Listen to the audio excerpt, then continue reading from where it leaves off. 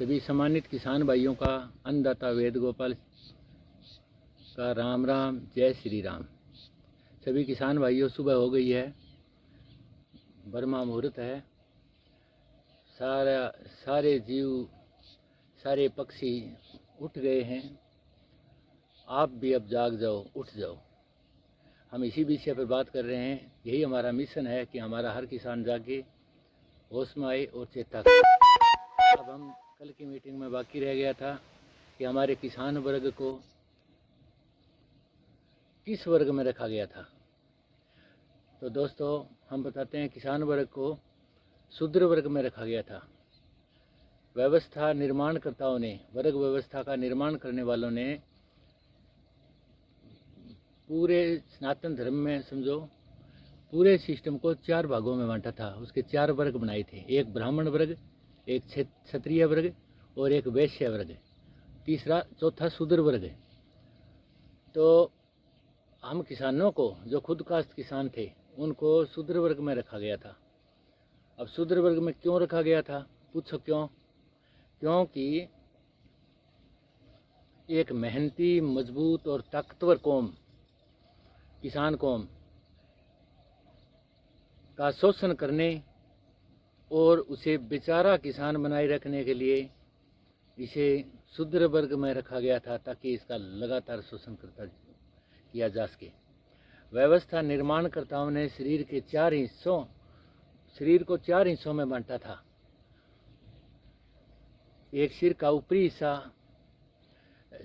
ऊपरी हिस्सा जिसमें शरीर का सिर आता है। सिर में दिमाग, विचार, सोच और पढ़ाई लिखाई, ये सब ऊपरी हिस्से में आता था। इसे ब्राह्मण वर्ग कहा गया। ब्राह्मणों ने अपने आप को इसी वर्ग में रखा था।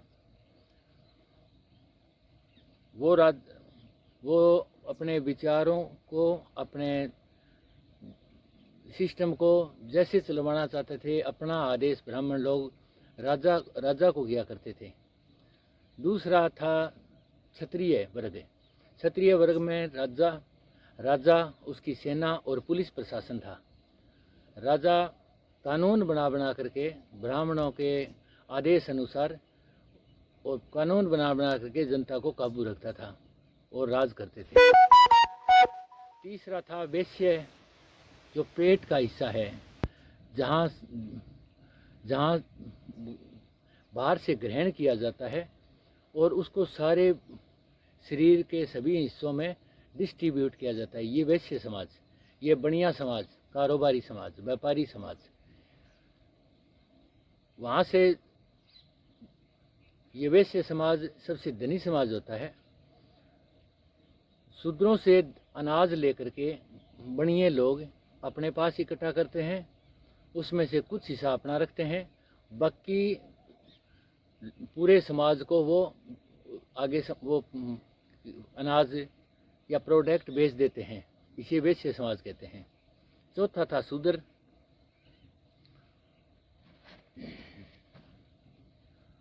समाज। वैश्य समाज शूद्रों द्वारा पैदा किया अनाज ग्रहण करके अपना हिस्सा खुद रख के बाकी पूरे समाज में उसे पहुंचाना, डिस्ट्रीब्यूट करना, ये सिस्टम था वैश्य समाज का। ये वैश्य कौम सबसे धनवान कौम होती थी, आज भी है, और राजा भी इसी से धन ग्रहण करता था। चौथा था शूद्र, जो भी मेहनत, मजदूरी और खून पसीना बहा करके जो निर्माण करता था या उत्पादन करता था, उसे शूद्र वर्ग में रखा गया था। ये इधर से तो सूर्य भगवान की लाइट तेज बहुत हो गई है।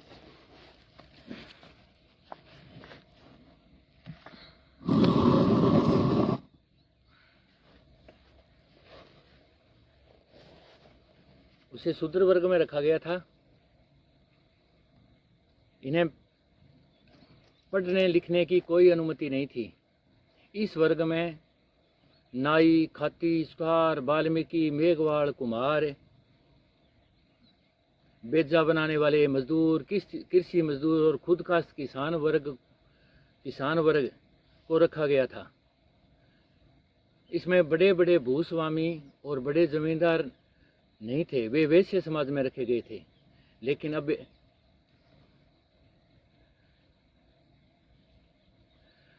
अब एकमात्र किसान कौम को छोड़कर सारी व्यवस्था खुद ब खुद बदल गई है।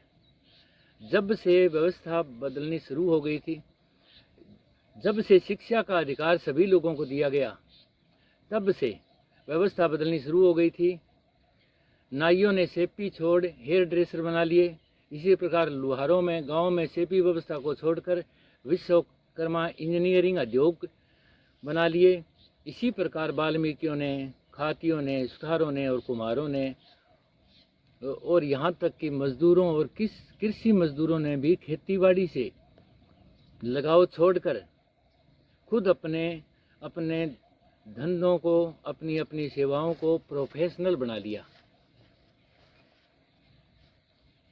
प्रोफेशनल रूप से काम करने लग गए, अपने व्यवसाय को प्रोफेशन में बदल लिया। वो सभी लोग आज किसान से 100 गुना ज़्यादा कामयाब और सफल हैं। वे आज अमीरी की ओर जा रहे हैं। कोई 1000 रुपये रोज़ाना, तो कोई 2-2 हज़ार या 5-5 हज़ार रुपये रोज़ाना कमा रहे हैं। वे सब कामयाबी और सफलता की ओर बढ़ रहे हैं। अब कोई बेबस, बेचारा और लाचार सा नज़र आ रहा है तो वो सिर्फ एकमात्र हमारा खुद का किसान है। चाहे एक एकड़ ज़मीन का मालिक हो या 15-20 एकड़ का मालिक हो या 50-60 एकड़ का मालिक हो, हालात सभी की एक हैं।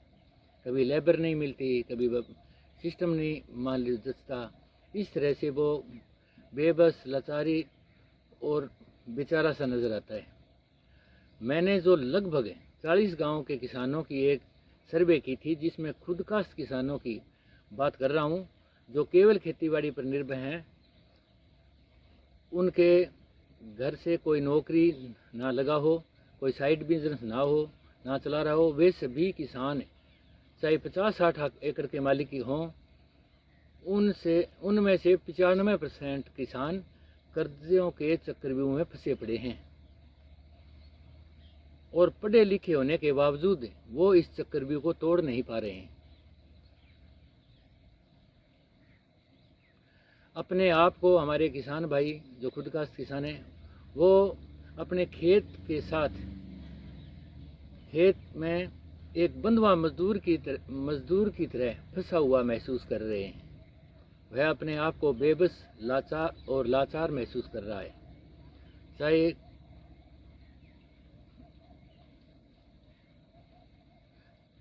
चाह कर भी वह कोई बदलाव नहीं कर पा रहा है। इस बदलाव के लिए ही हमने ये मुहिम छेड़ी है। थोड़ा थोड़ा समझते जाओगे, सारी बात समझ में आ जाएगी। कहीं भी कोई परेशानी नहीं है। बस यही सब देखकर हमने हमारे किसानों के लिए अन्नदाता व्यवस्था परिवर्तन का निर्णय किया है, जिसका नाम इंटरनेट की दुनिया में अन्नदाता आर्थिक आज़ादी रखा है, जिसमें आप सभी किसान सादर आमंत्रित हैं। आज की सभा काफ़ी लंबी हो गई है, इसलिए आज हम यहीं तक चर्चा करते हैं। बाकी कल करेंगे। धरती माता की जय हो, अन्नदाता की जय हो। सभी किसान भाइयों, जय श्री राम, राम राम। भारत माता की जय हो, अन्नदाता की जय हो।